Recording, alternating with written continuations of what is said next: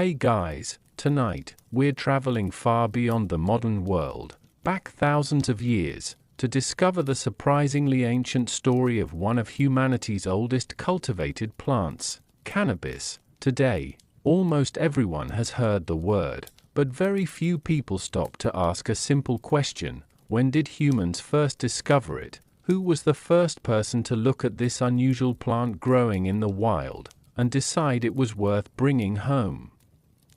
Was it an ancient farmer, a wandering traveler, a village healer, or someone simply searching for stronger rope, warmer clothing, or new medicines? Long before kingdoms rose, before famous emperors ruled, and before many of history's greatest cities even existed, people were already learning that this ordinary-looking plant could be useful in remarkable ways. Some communities wove its strong fibers into ropes and clothing, others recorded it in early medical traditions, some cultures included it in ceremonies and rituals, and as trade routes slowly connected distant civilizations, knowledge of the plant traveled with merchants, travelers, and storytellers across mountains, deserts, and endless grasslands. Tonight, we'll follow that incredible journey, from prehistoric villages to the first farmers of ancient China, across the vast Eurasian steppes, through the writings of Greek historians, into the temples, markets, and homes of ancient civilizations. Along the way, we'll discover what archaeologists have uncovered, what ancient people actually believed, and how one simple plant quietly became part of human history for thousands of years. So get comfortable, settle into your favorite sleeping position, and let's gently travel back to the very beginning to discover when humans first encountered cannabis and the fascinating ancient world that grew around it. There are no names waiting for us here, no kings, no monuments, no written records carved into stone, only wind, open grasslands, and people whose stories disappeared long before anyone thought to write them down. Imagine standing on a broad plain at the edge of the last ice age. The air is cool. Herds of wild animals drift across the horizon, moving with the seasons. Small bands of hunter-gatherers follow familiar paths, carrying only what they can hold.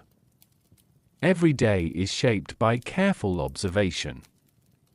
Every plant, every river, every changing cloud might mean the difference between comfort and hardship. Somewhere among those landscapes grew wild cannabis, not in neat fields, not beside villages, simply scattered across nature, blending into the sea of grasses that covered much of Central Asia. To most travelers, it may have seemed like just another leafy plant swaying quietly beneath the sky, yet human curiosity has always been remarkably patient. No one knows who first reached down to touch its rough stem. No one can tell us who noticed that its long fibers refused to snap as easily as ordinary grasses. Archaeology offers clues, but not names. History preserves traces, not faces. Perhaps someone gathered the stalks while repairing a fishing net beside a quiet stream. Perhaps another twisted the fibers absent-mindedly while resting around an evening fire. Surprised by their strength, or perhaps generations slowly passed these discoveries from parent to child until nobody remembered who had first uncovered the secret. This is often how history truly begins, not with a single brilliant invention, but with thousands of tiny observations, repeated across countless forgotten lives. Long before cannabis became associated with medicine, ceremony, or written history, it was simply another part of the natural world. Early people learned by watching everything around them. Birds showed where seeds could be found. Animal trails revealed safe paths through forests. Seasons taught when plants bloomed and when they faded. Knowledge arrived slowly, almost invisibly. Each discovery became another quiet thread woven into humanity's growing understanding of the earth. The people who first encountered cannabis were not searching for history.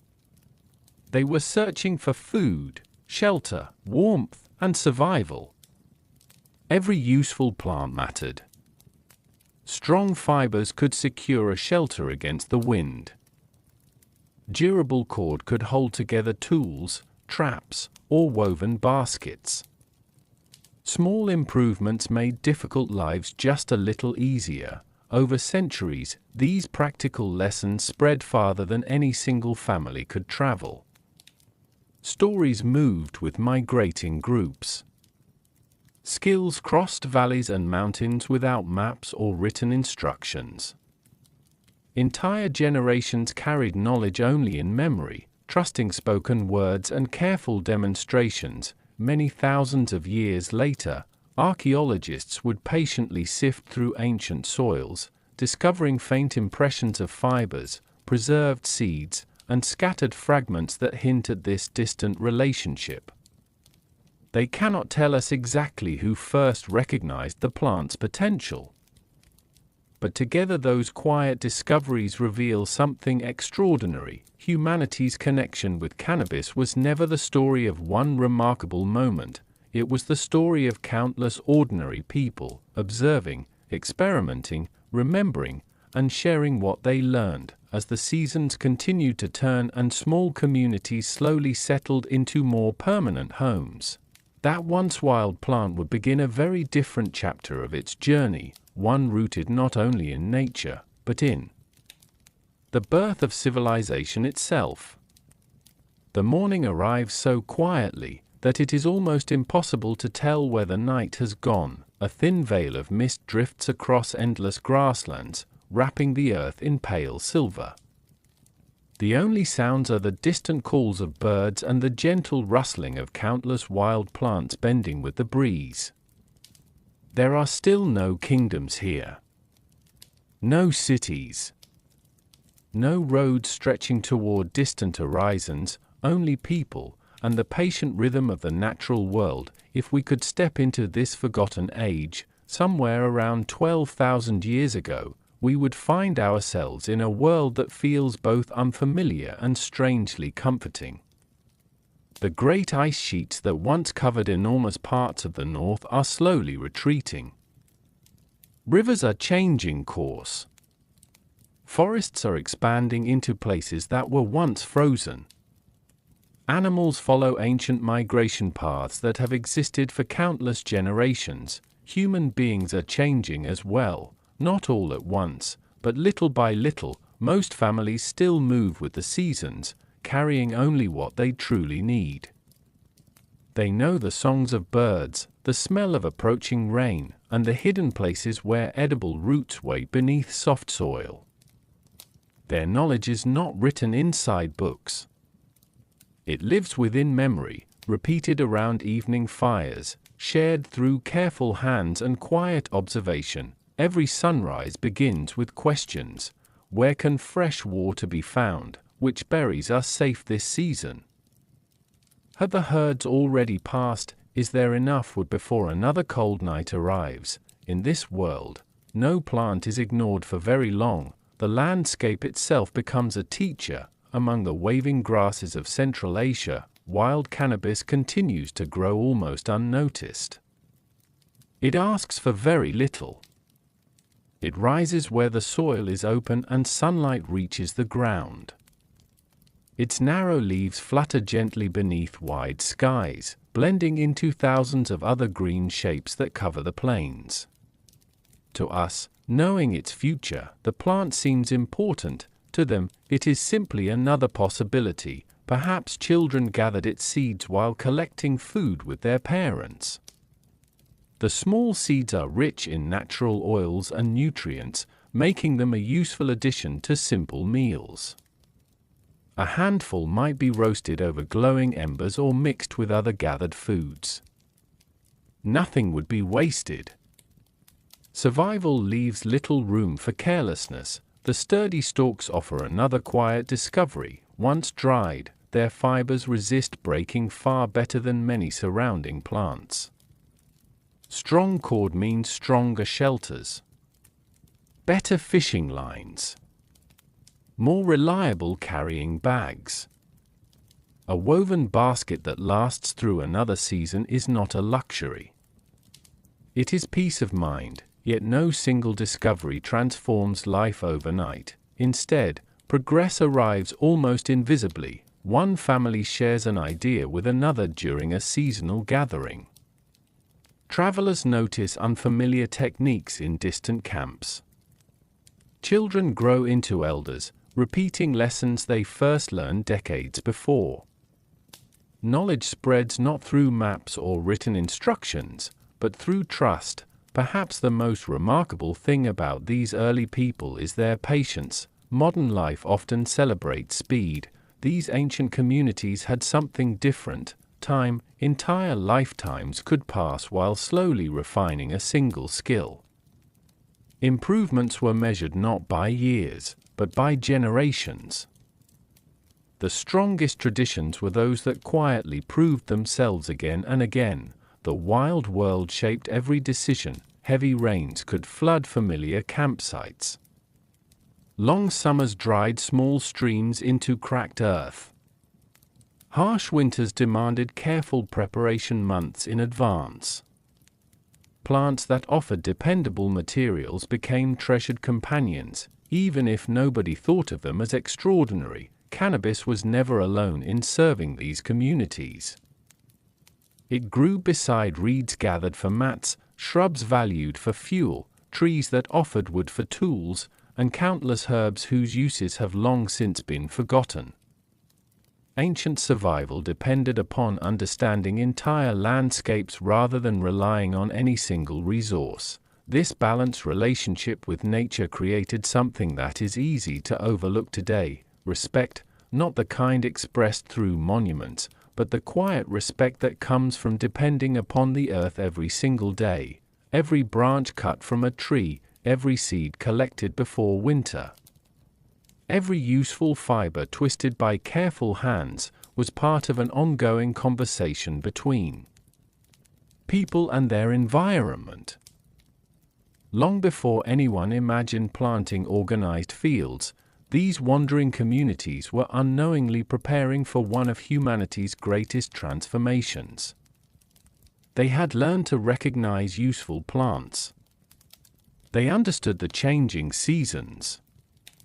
They remembered where valuable species returned year after year. Without realizing it, they were taking the very first steps toward agriculture. And somewhere beyond the next sunrise, beyond another passing generation, small villages would begin to appear, carrying with them an idea that would change both human history and the future of cannabis forever. Another lifetime passes, then another. The familiar rhythm of wandering slowly begins to change, not everywhere at once, and not for everyone. Many families still follow the seasons across forests, rivers, and open plains. Yet in a few quiet corners of the world, something extraordinary is beginning to unfold. It is not announced by kings or celebrated with great ceremonies. It arrives almost unnoticed, one harvest at a time. The land itself is inviting people to stay. As the climate grows warmer and more stable after the last ice age, valleys become greener. Rivers settle into dependable courses. Wild grains return to the same places year after year, and people begin to recognize a simple but powerful truth. Some plants can be encouraged to grow. Among the broad river valleys of what is now northern China, small communities gradually exchange movement for permanence. Their homes are still modest, built from timber, reeds, packed earth, and thatched roofs. Smoke rises gently from cooking fires as children chase one another through narrow paths between simple dwellings. Morning no longer begins with preparing for another long journey. Instead, it begins with tending the land. These early farmers rise before sunrise. The cool air carries the scent of damp soil and fresh grass. Wooden digging sticks press into the earth. Stone tools scrape against roots. Hands that once gathered only what nature freely offered now begin shaping the landscape itself. This change is slow, almost invisible to those living through it. No one believes they are creating history, they are simply trying to make tomorrow a little more certain than yesterday. Archaeologists believe that wild cannabis was already growing naturally across parts of northern China long before organized farming began. Like many useful plants, it existed quietly within the surrounding landscape, waiting to be noticed not just as something gathered, but as something worth encouraging. Perhaps the strongest plants were left standing while weaker ones were ignored. Perhaps seeds dropped near settlements sprouted the following spring. Perhaps people began planting a handful intentionally after noticing where the healthiest stalks appeared.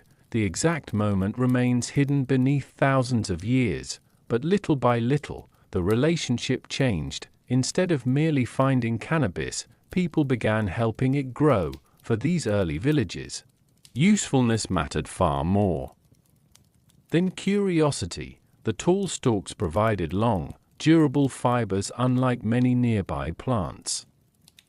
Harvesting them required patience.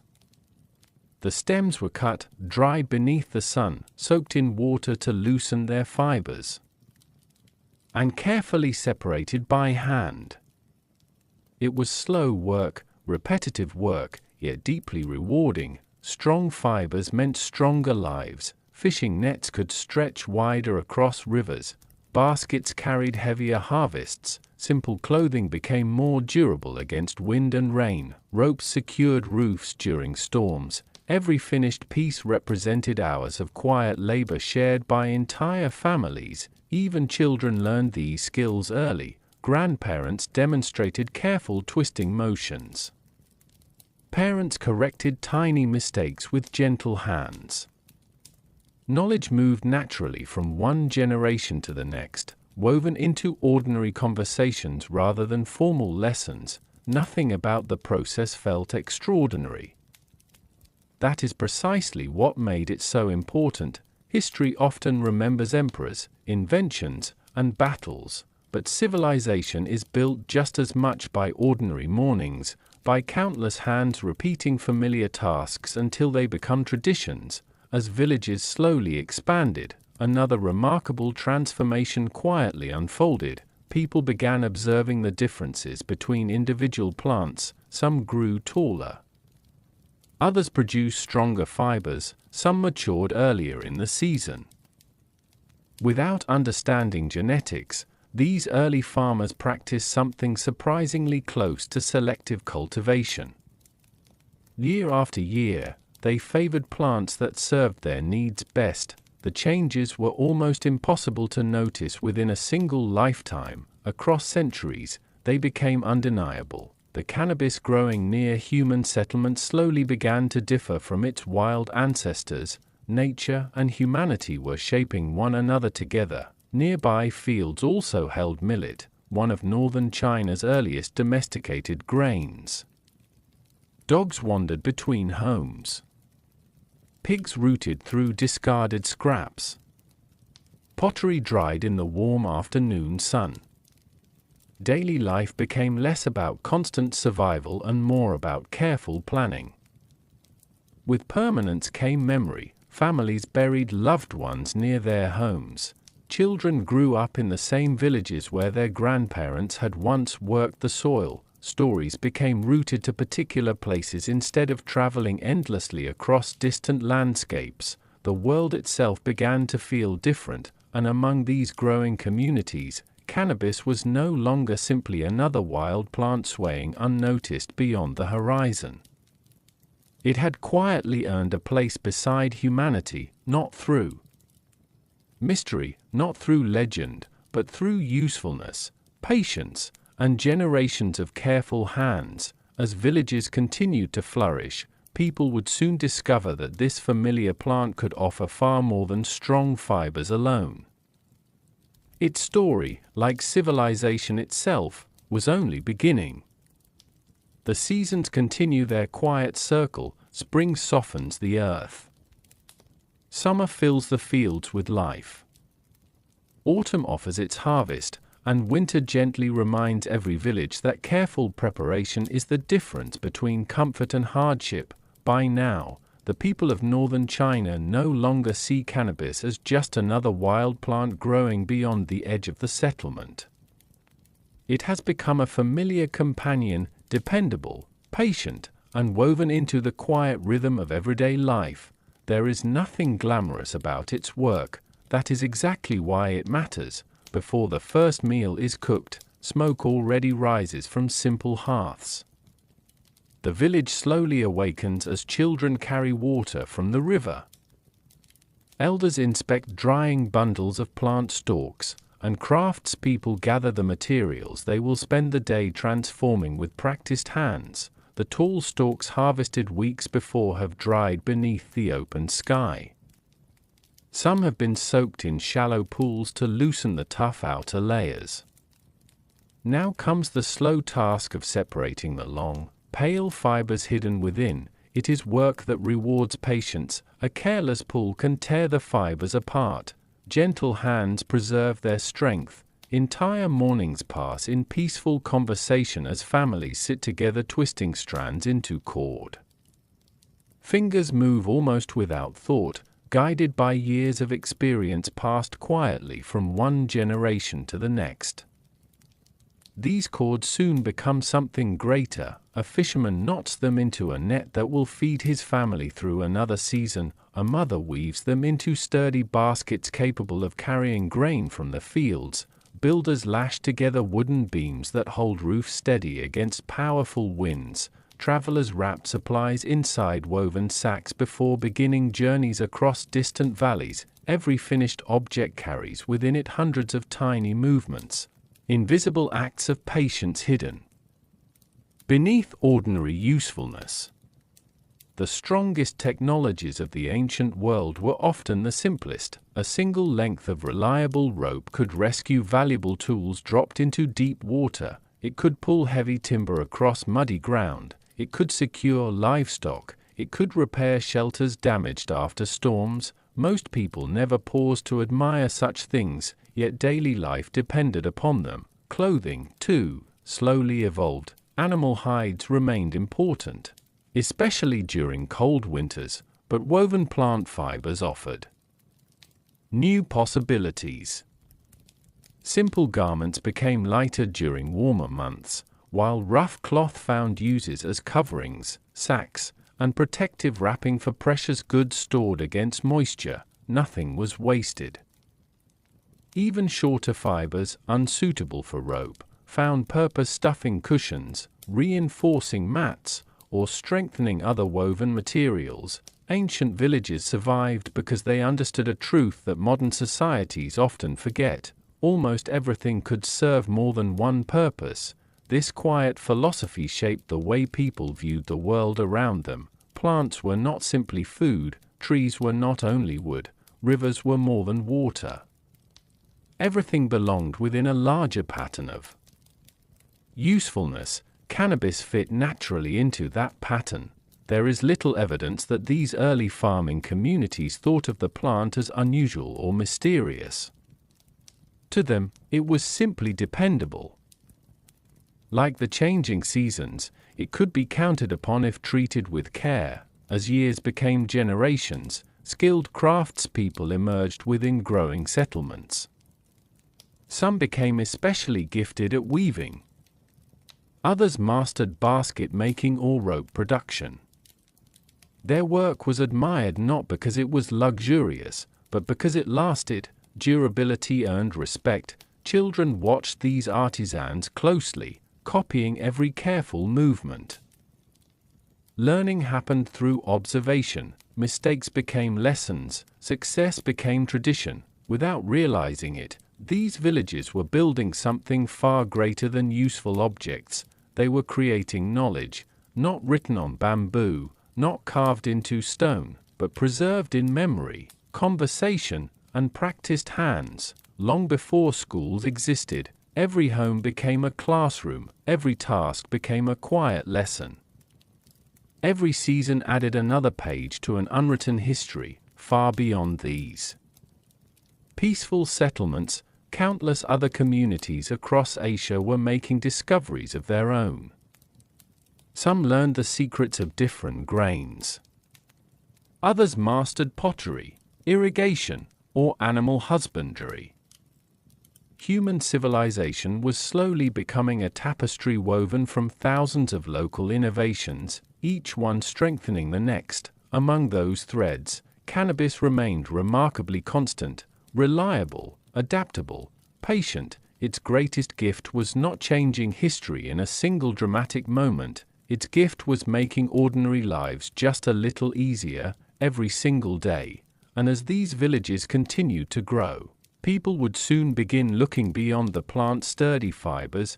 Curiosity, as it often does, would quietly ask another question. If this familiar companion could strengthen ropes and clothing, what else might it offer? The years drift onward, villages become older. Fields are tended by new generations. The hands that first harvested sturdy stalks have long since disappeared, yet their quiet traditions continue, carried forward by children who never knew where those customs truly began. For us, however, those distant lives are hidden behind a curtain of time. No voices remain, no memories survive, only the earth remembers. Imagine a peaceful hillside after thousands of years.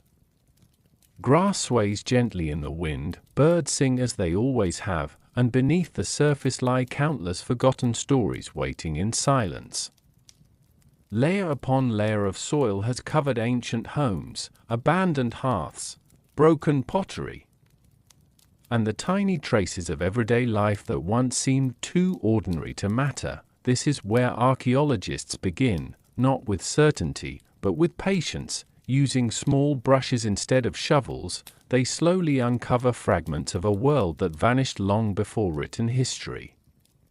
Every discovery is carefully measured, photographed, and recorded, because even the smallest object may reveal something remarkable. Cannabis rarely appears as a dramatic treasure. Instead, it arrives quietly, a few preserved seeds resting inside an ancient storage pit, faint impressions of woven fibers pressed into drying clay thousands of years ago, fragments of cord protected by unusually dry caves. Tiny grains of pollen trapped in ancient layers of earth. Individually, these discoveries seem almost insignificant. Together, they begin telling an extraordinary story. Across parts of northern China, archaeologists have uncovered evidence suggesting that communities were using cannabis thousands of years before many of the world's earliest civilizations reached their height. Some discoveries point toward its value as a fiber crop, while others hint that its seeds were collected as a useful source of nourishment. Yet careful historians are always cautious. Evidence must never be forced to say more than it truly can. A handful of seeds cannot tell us exactly how they were used. A fragment of rope cannot reveal every purpose it once served. Instead, researchers compare discoveries from many different sites, allowing countless small clues to slowly form a clearer picture.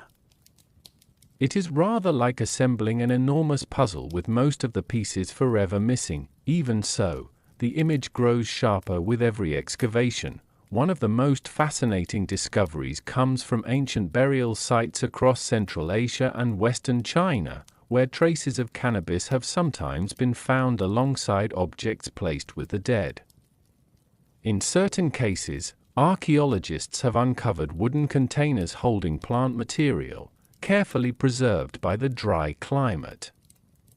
These discoveries suggest that some communities considered the plant important enough to accompany a person into death. Exactly why remains a mystery. Perhaps it held practical value, perhaps symbolic meaning. Or perhaps both. History does not always provide simple answers, and that uncertainty is part of its quiet beauty. Modern science has also given archaeologists remarkable new tools. Microscopes reveal plant fibers invisible to the naked eye.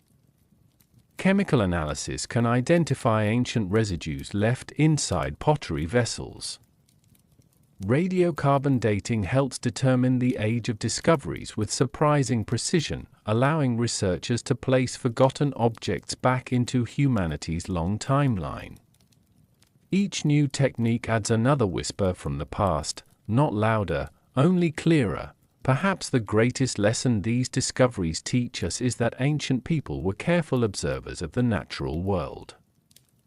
They experimented patiently, remembered what proved useful, and passed that knowledge through generations long before anyone thought to write it down. The evidence they left behind is rarely grand, it is wonderfully ordinary: a seed, a strand of fiber, a worn basket, the faint mark of a woven cloth pressed into clay. Together, these quiet remnants reveal something extraordinary.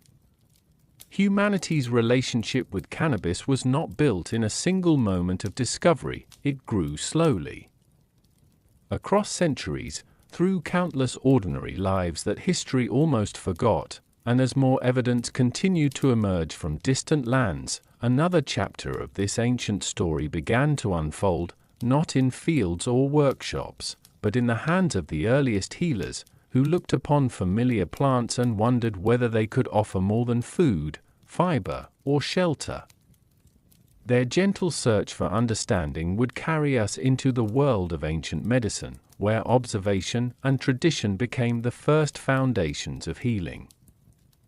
The quiet story of cannabis does not end in the fields, it follows people indoors, into humble homes built from packed earth, into the shade of village courtyards, and into the careful hands of those who spent their lives watching the mysteries of the human body. Long before hospitals, before pharmacies, before medicine became a science written in thick books, healing was something learned through patience. An elder noticed which leaves soothed a rash, a shepherd remembered which roots eased an aching stomach, a mother discovered that one herb calmed a restless child while another eased the sting of an insect bite. Knowledge did not appear all at once, it accumulated slowly.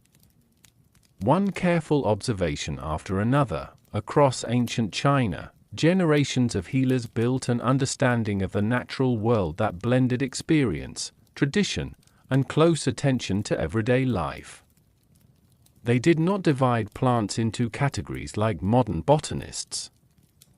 Instead, they asked practical questions. Did this plant help? Did it make suffering less severe? Was it safe? Could it be trusted? Among the many herbs gathered from forests, hillsides, and riverbanks, cannabis gradually found its place. The earliest written Chinese herbal traditions, compiled many centuries after these first farming villages, describe cannabis as one plant among many valued by ancient healers. Although some later texts are wrapped in legend and difficult to date with certainty, they suggest that knowledge of the plant had been passed from generation to generation long before it was ever written down. These healers rarely searched for miracle cures. Instead, they sought balance. They understood that every person was different. A remedy that eased one illness might not help another. The body, like nature itself, followed rhythms that demanded careful observation. Imagine entering the home of an ancient healer. Bundles of drying herbs hang from wooden beams overhead. Simple clay jars line rough shelves. Stone mortars rest beside smooth grinding tools polished by decades of use. Outside, rain falls softly against the roof while a small fire warms the room with a gentle glow. A family arrives seeking help for an elderly relative weakened by illness. The healer listens first. Questions come before remedies. How long has the pain lasted? Has sleep become difficult? Has appetite changed? Only then does the careful work begin. Leaves are measured, seeds are prepared, other familiar herbs are added according to traditions refined over many generations. Everything is done slowly, nothing is rushed. Modern researchers continue studying ancient medical texts, trying to separate established history from later storytelling. Some references clearly describe cannabis as part of traditional herbal knowledge, while others reflect beliefs that grew over centuries and cannot always be confirmed through archaeology alone. this distinction matters. History is richest when we allow evidence to speak honestly, without asking it to tell stories it cannot support. Even so, one truth remains remarkably consistent: ancient healers were observers. They experimented carefully, they remembered what appeared helpful, they shared successful treatments with students, children, and apprentices who would one day continue the tradition. In this way, medicine became another thread connecting generations. No single healer possessed every answer. Knowledge belonged to the community. As trade slowly expanded, ideas traveled alongside goods. A merchant carrying woven cloth might also carry news of unfamiliar plants. A traveler resting in a distant village could exchange stories of remedies used hundreds of miles away. Healing traditions grew not in isolation, but through quiet conversation across landscapes. Cannabis was never the only plant valued by ancient medicine. It stood beside ginger, mugwort, ginseng, and countless other herbs whose histories are equally ancient. Together they formed a living library, preserved not on paper but in memory and daily practice. For the people of these early civilizations, medicine was not separate from nature, nature was medicine. The changing seasons influenced health, fresh water mattered, clean food mattered, rest mattered. Plants offered help, but only as part of a much larger understanding of life itself. As centuries passed, these traditions spread beyond the villages where they first took root. Caravans crossed mountains. Travelers followed winding rivers. New cultures encountered familiar plants and gave them new meanings. The story of cannabis was no longer confined to a single region. It was beginning a journey across the vast grasslands of Eurasia, where horse-riding nomads carried ancient customs beneath endless skies. The villages slowly fade behind us, their fields disappear beneath the horizon, and the winding rivers of ancient farming communities give way to something far more immense.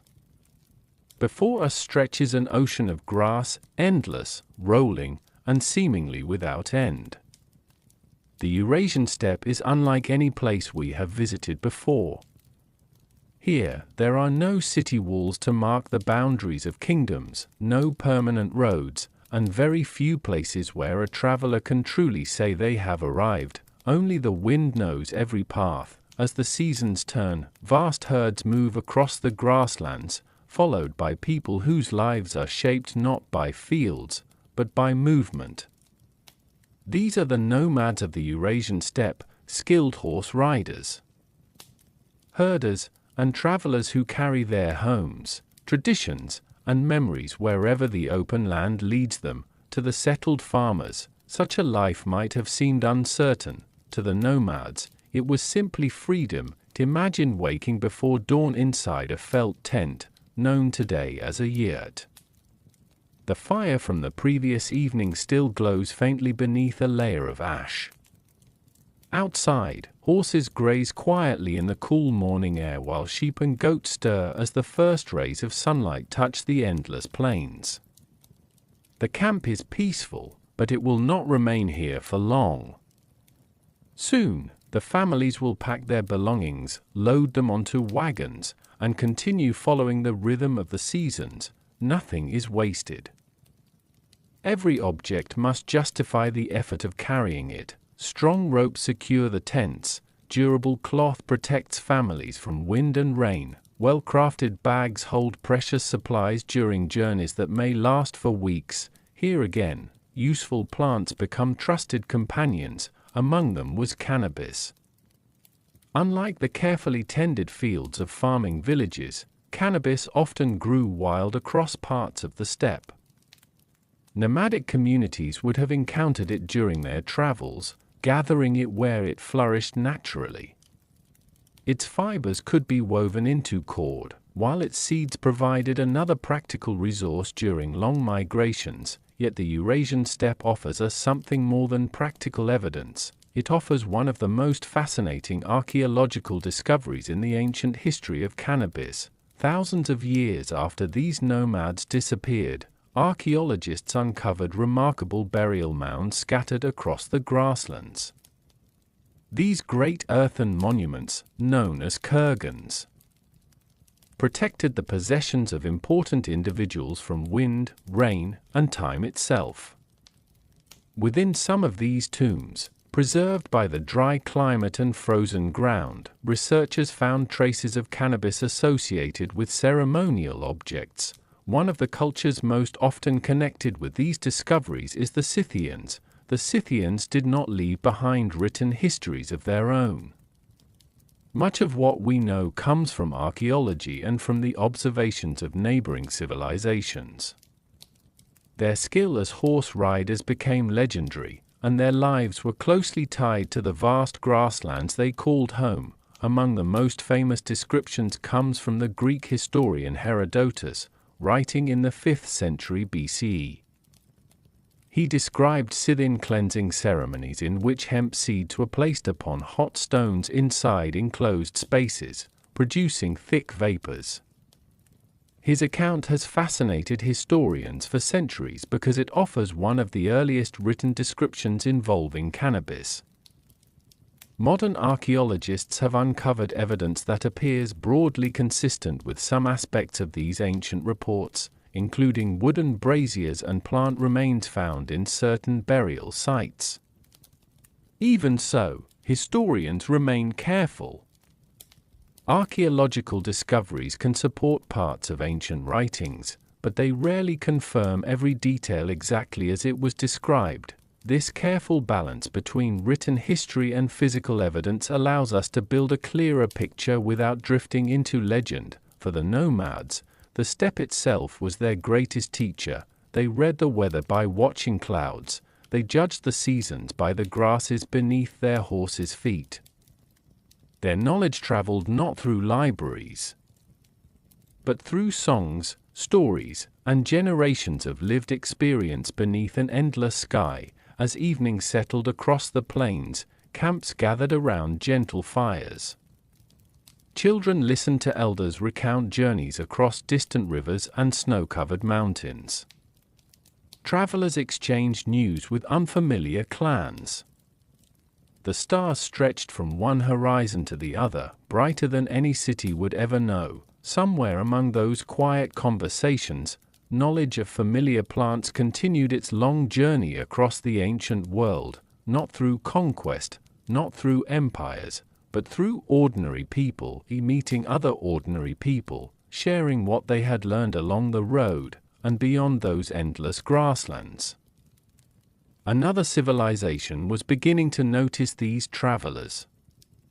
Across the Black Sea, curious Greek observers watched the nomads with fascination, recording customs that would preserve fleeting moments of their lives for generations yet to come. The wind of the great steppe slowly falls behind us, the endless grasslands fade into the distance, and in their place rises a very different world. Rocky coastlines meet the sea. Olive trees cling to sunlit hillsides. Marble temples catch the warm glow of the afternoon sun, while ships with broad linen sails drift across deep blue waters. We have arrived in the world of the ancient Greeks. Unlike the nomads of the Eurasian steppe, the Greeks left behind something extraordinary. They wrote. Their words crossed centuries when countless voices were lost to time. Scrolls copied by careful hands preserved stories of distant lands, unfamiliar peoples, and curious customs that might otherwise have disappeared forever. Yet every written account carries a question. How much did the writer truly witness, and how much did they hear from others? Few names are more closely connected with this question than Herodotus. Living during the 5th century BCE, Herodotus traveled widely through the eastern Mediterranean and neighboring regions. His great work, the Histories, attempted something unusual for its time.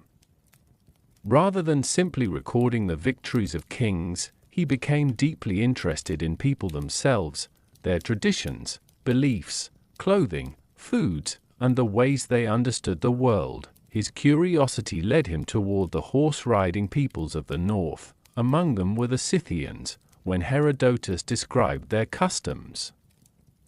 He wrote of a remarkable practice.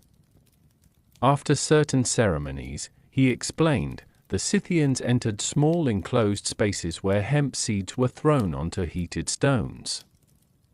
Thick vapors filled the shelter, and according to his famous description, the participants responded with loud cries of satisfaction. For modern readers, these words often attract immediate attention, but historians approach them carefully. Herodotus was an extraordinary observer for his age, yet he was not free from misunderstanding. At times, he repeated stories told by others. Occasionally, he described events that blended first-hand observation with second-hand reports gathered during his travels. That does not make his writings untrustworthy, it simply reminds us that history is rarely simple. Remarkably, archaeology has uncovered discoveries that appear to support parts of his account. In burial sites across the Eurasian steppe, researchers have found wooden braziers, heated stones, and botanical remains associated with cannabis.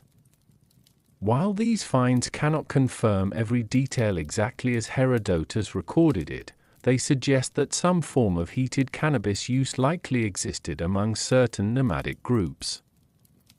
It is one of those rare moments when written history and archaeology quietly shake hands across thousands of years. The Greeks themselves also knew the plant, not as a mystery, but as one useful material among many. Greek writers referred to hemp primarily for its practical qualities.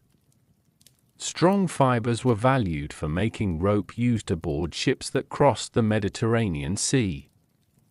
Fishing nets, rigging, and durable cordage demanded materials capable of surviving wind, salt water, and constant strain. For sailors, a reliable rope could mean the difference between a safe voyage and disaster. Plants that offered such strength earned quiet respect. The Greek world was connected by trade. Merchant ships sailed between islands, ports, and distant kingdoms carrying olive oil, wine, pottery, metals, spices, textiles, and ideas.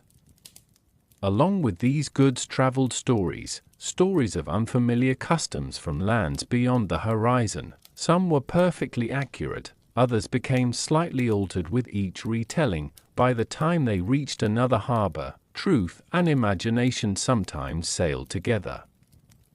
Greek scholars were fascinated by distant cultures because they believed understanding foreign peoples also revealed something about themselves. They asked questions, they compared traditions, they recorded what seemed unusual. In doing so, they unknowingly preserved priceless glimpses into civilizations that left few written records of their own. Yet perhaps the greatest gift of Greek writers was not that they always got every detail right. It was that they cared enough to observe, to write, to wonder. Without Herodotus and other ancient authors, many early customs surrounding cannabis, and countless other aspects of everyday life, might have vanished completely beneath the dust of history. As evening settled over the harbors of Greece, merchant vessels continued slipping quietly across the sea. Their sails carried more than goods. They carried conversations, beliefs, technologies, and familiar plants from one civilization to another. Knowledge was beginning to travel farther than ever before. Soon, long roads stretching across deserts, mountains, and fertile valleys would bind entire continents together, and along those ancient trade routes, the story of cannabis would continue its slow and remarkable journey across the world. The sea grows quiet behind us, the harbors of Greece slowly disappear into the morning mist, their white sails fading beyond the horizon. Ahead lies a world not defined by a single kingdom or a single people, but by something far more remarkable: roads, not the paved highways of the modern age, but ancient paths worn smooth by countless footsteps. Dusty trails crossing deserts. narrow mountain passes carved between towering peaks. River valleys that gently guided travelers from one civilization to another. No single ruler built them all, no single map could capture them, yet together they connected the ancient world, long before the famous Silk Road reached its greatest importance. Smaller trade networks had already begun weaving distant communities together. Merchants, shepherds, pilgrims, and wandering craftsmen carried more than baskets of goods upon their backs. They carried stories, ideas, languages, and sometimes plants. Imagine a lone caravan moving slowly across the broad plains of Central Asia. Camels sway with steady rhythm beneath heavy packs. Horses pull wooden carts filled with pottery, woven cloth, polished jade, salt, dried fruits, and precious metals. The travelers speak different languages, yet around the evening fire they find ways to understand one another. Trade has always been more than buying and selling, it is conversation. As one merchant admires the strength of another's rope, he asks where such durable fibers can be found. A traveler shares seeds from a familiar plant that grows far beyond the distant mountains. Another describes how people in his homeland weave stronger fishing nets using stalks harvested before autumn. No grand announcement is made. No one realizes they are carrying knowledge across continents. It simply happens, one quiet exchange at a time. Cannabis traveled much like these conversations. Rather than spreading through a single dramatic event, it moved gradually between neighboring communities. Farmers introduced useful cultivation methods. Craftspeople demonstrated stronger weaving techniques. Traders carried seeds among countless other goods, sometimes intentionally, sometimes simply because they were part of everyday supplies. The plant followed people, and people were always moving. Across the broad landscapes of Eurasia, trade routes linked regions that once seemed impossibly distant. Northern China exchanged goods with communities farther west. Nomadic herders met settled farmers at seasonal gathering places. Mountain villages welcomed travelers seeking safe passage through difficult terrain. Each meeting became an opportunity to learn. Archaeologists have found evidence suggesting that cannabis appeared across an increasingly wide geographic area over thousands of years. The timing differs from region to region, reminding us that history rarely spreads in perfectly straight lines. Some communities adopted familiar plants earlier than others, depending on climate, geography, and existing traditions. Every journey shaped the story differently. In dry regions, the plant's fibers proved especially valuable for making durable rope and cloth. Along rivers, fishing communities appreciated strong nets that withstood constant use. In farming settlements, seeds joined other useful crops stored for future seasons. The reasons varied, the usefulness remained remarkably consistent. Travel itself demanded preparation. A merchant crossing hundreds of miles needed reliable equipment. Bags had to survive harsh weather. Animal harnesses required sturdy cord. Tents depended upon ropes that would not easily fail beneath strong winds. Every dependable material increased the chance of returning home safely. Perhaps this is why practical knowledge spread so naturally. No one wished to keep useful discoveries secret if exchanging them brought better goods, stronger partnerships, or safer journeys. Trade encouraged curiosity, curiosity encouraged innovation, innovation quietly transformed civilizations. Even language reflected these exchanges. As plants moved across regions, their names changed, adapting to new cultures and unfamiliar tongues.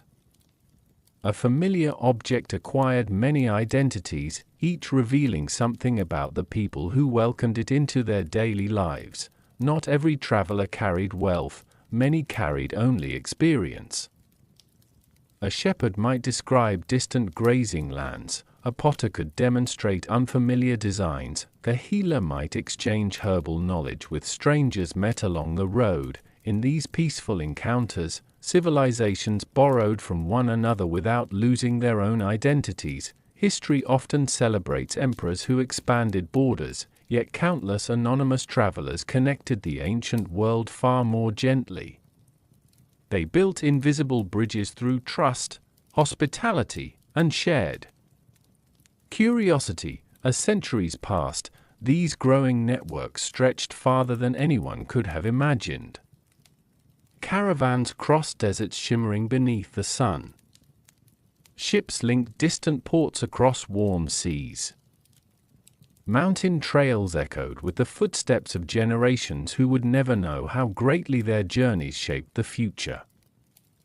Among the many things that traveled beside them, textiles, metals, spices, stories, and ideas, was a familiar plant whose quiet usefulness had already endured for thousands of years. Its journey was no longer tied to a single homeland, it had become part of a much larger human story, and wherever it arrived, each civilization discovered its own unique ways of understanding it, through daily work, practical necessity, local customs, and the traditions that made every culture beautifully different.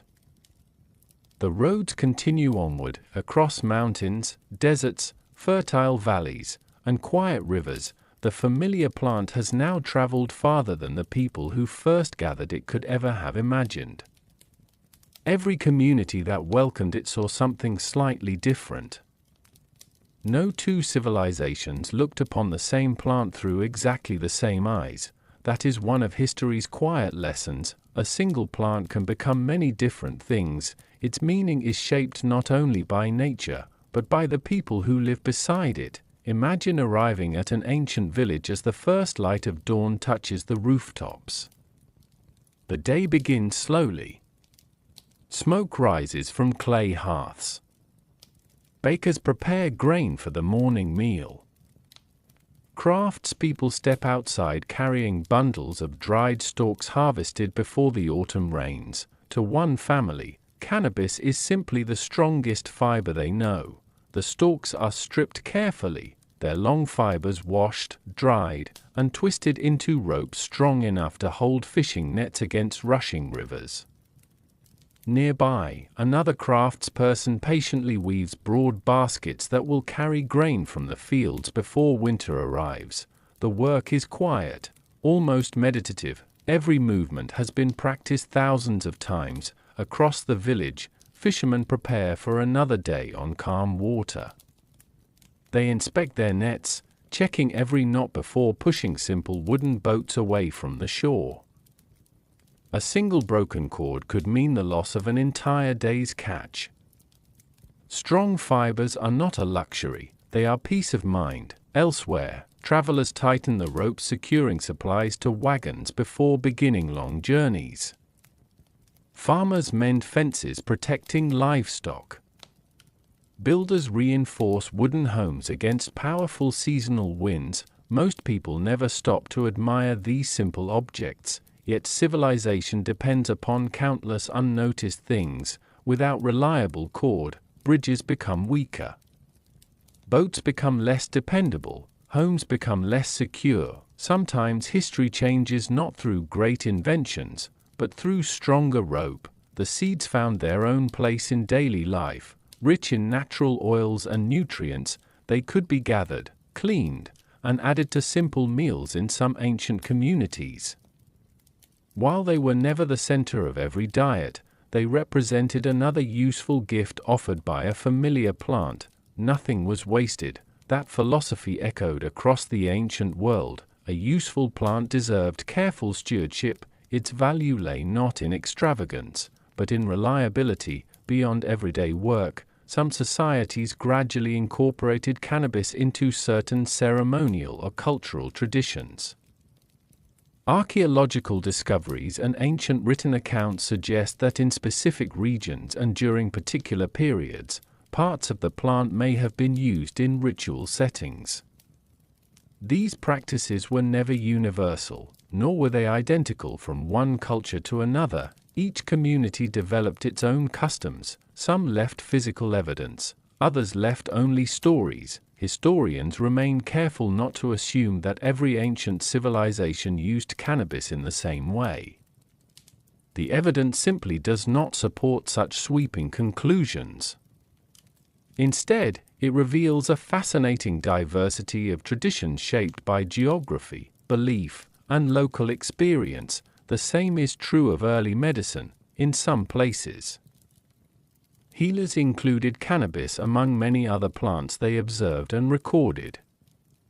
It was one element within a much larger tradition of herbal knowledge that also included countless roots, flowers, leaves, and resins gathered from forests and fields. No single plant solved every problem. Ancient healers understood that nature offered many tools rather than one perfect remedy. Perhaps this balanced way of thinking explains why cannabis remained part of human history for so long. It adapted. Where strong fibers were needed, it proved dependable. Where seeds were useful, they were gathered. Where local traditions embraced it for ceremonial purposes, it found another role. Its story was never only one story, it became many stories, woven together across continents. As evening settles over the ancient world, the same quiet scene repeats in countless places. A fisherman repairs his net beside the river. A family stores baskets of grain before winter. A traveler ties down supplies beneath a fading sunset. An elder shares old knowledge with a child who listens carefully, knowing that memory is the only library their world possesses. No one believes they are participating in history. They are simply living, and perhaps that is why their legacy endured, not because it was extraordinary, but because it was ordinary enough to become part of everyday life. Soon, our journey will carry us farther south, toward a land where rivers, mountains, philosophy, and faith became deeply intertwined. There, amid some of the world's oldest living traditions, cannabis would take on meanings that reached beyond practical use alone, becoming part of stories that still echo through history today. The roads continue to unfold, leaving behind the windswept grasslands and bustling trade routes. They begin to climb through rugged mountain passes where snow lingers on distant peaks.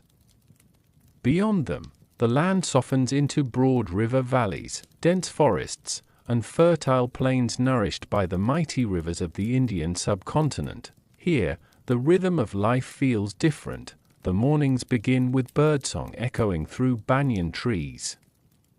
Mist rises gently from slow-moving rivers. Temple bells drift across the air long before the first rays of sunlight reach the earth.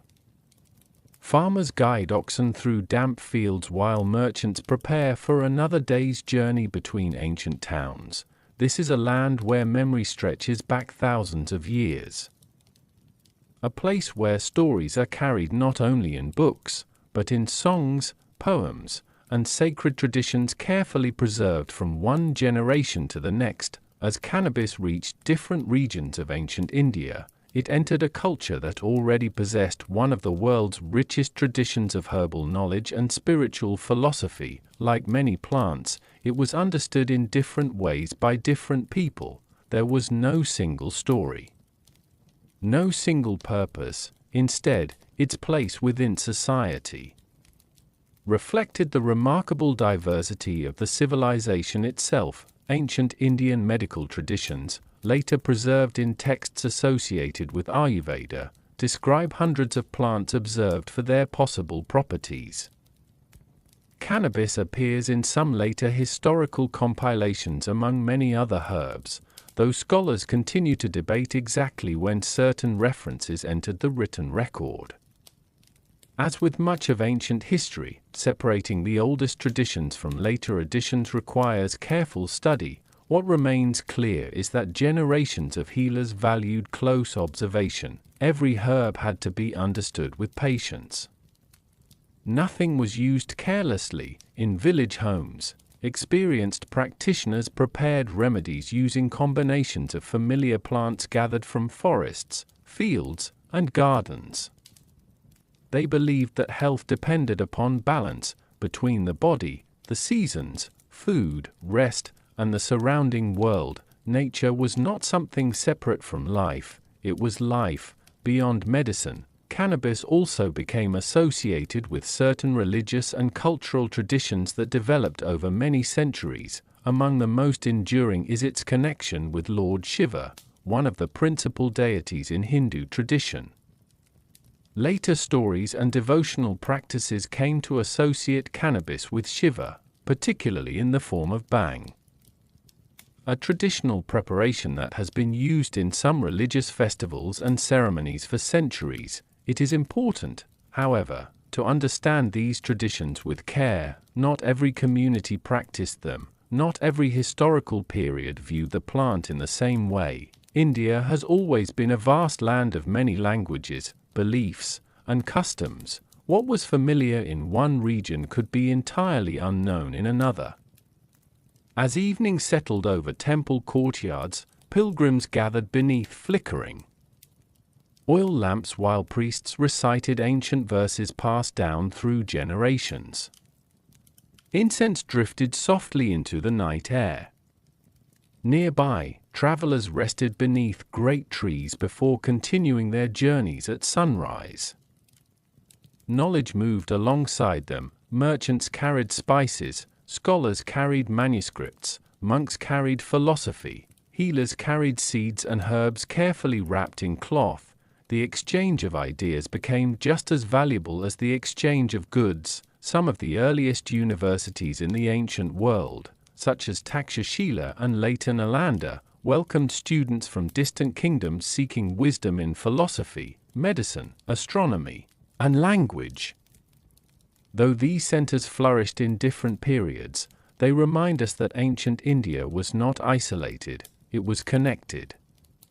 Its ideas traveled far beyond its borders, and just as knowledge entered India from neighboring lands, Indian traditions also influenced cultures across Asia through peaceful exchange rather than conquest alone. The story of cannabis here is therefore not simply about one plant, it is about context, about how different societies assign different meanings to the same part of nature. In one place, a strong fiber; in another, a medicinal herb. Elsewhere, a plant woven into local customs. That evolved over centuries. History rarely offers simple answers. Instead, it invites us to appreciate complexity. As the stars rise above the quiet temples and rivers of ancient India, another question begins to emerge. If this familiar plant found unique meanings here, what traces might it have left in the lands of mighty pyramids, desert kingdoms, and the eternal Nile? Our journey now turns westward, toward one of history's greatest civilizations, where archaeologists continue searching for clues hidden beneath the sands of ancient Egypt. The rivers change once again, leaving behind the green plains and temple bells of ancient India. Our journey follows the paths of merchants who crossed mountains, sailed unfamiliar seas, and wandered dusty roads beneath an endless sky. Slowly, the air grows warmer. The forests become sparse. Sand begins to replace grass, and then a ribbon of life appears, the Nile. Flowing quietly through one of the driest landscapes on Earth, it transformed the desert into a place where one of history's greatest civilizations could flourish. Every year its waters rose with remarkable predictability, leaving behind rich black soil that nourished farms, orchards, and villages along its banks. Without the Nile, there would have been no ancient Egypt. Imagine standing there at sunrise. Palm trees sway gently in the morning breeze. Small fishing boats drift across calm water. Farmers walk toward their fields carrying simple wooden tools. In the distance, enormous stone monuments rise from the desert, their pale surfaces glowing beneath the first golden light of day. Life here feels carefully ordered. The river determines the seasons determine the harvest determines survival. Like every great civilization we have visited, Egypt depended upon a deep understanding of the natural world. Its people cultivated grains, flax, vegetables, dates, and medicinal herbs. Skilled artisans transformed plants into linen, rope, baskets, papyrus, perfumes, and countless other necessities of daily life. But where does cannabis fit into this remarkable story? The answer is carefully. For many years, popular books and internet articles confidently claimed that ancient Egyptians widely used cannabis for medicine, ceremonies, and daily life. Some even presented these ideas as unquestioned fact. Modern historians are much more cautious. The evidence is intriguing, but limited. Several ancient Egyptian medical texts, including the famous Ebers Papyrus, record hundreds of remedies prepared from plants, minerals, oils, and animal products. Some scholars have argued that certain words appearing in these texts may refer to cannabis, while others believe the translations remain uncertain. Language changes across thousands of years. Ancient plant names are often difficult to identify with complete confidence. Because of this, Egyptologists avoid making stronger claims than the evidence allows. Archaeology offers a few additional clues. In some excavations, researchers have reported botanical remains or chemical traces that may be associated with cannabis. A handful of studies have suggested possible evidence from mummified remains or burial sites, though these findings continue to be discussed and debated within the scholarly community. Debate is not a weakness, it is part of how history advances. Each new discovery is tested, compared, questioned. Only after years of careful study do historians begin accepting stronger conclusions. What seems certain is that Egypt possessed an extraordinary tradition of medicine. Physicians specialized in treating different parts of the body. Scribes carefully copied medical knowledge onto papyrus scrolls. Herbal preparations were blended with remarkable skill, drawing upon centuries of accumulated experience. If cannabis was known in some form, it would have joined an already vast collection of botanical knowledge rather than standing alone as something unique. The Egyptians were practical observers. They valued plants that served everyday needs. Flax became fine linen, papyrus became writing material, lotus flowers inspired art and symbolism. Date palms offered food and shade. Every useful plant earned its place through reliability. As merchant ships traveled between Egypt and neighboring civilizations, unfamiliar goods occasionally arrived from distant lands. Copper came from Sinai. Cedar wood reached Egypt from the forests of Lebanon.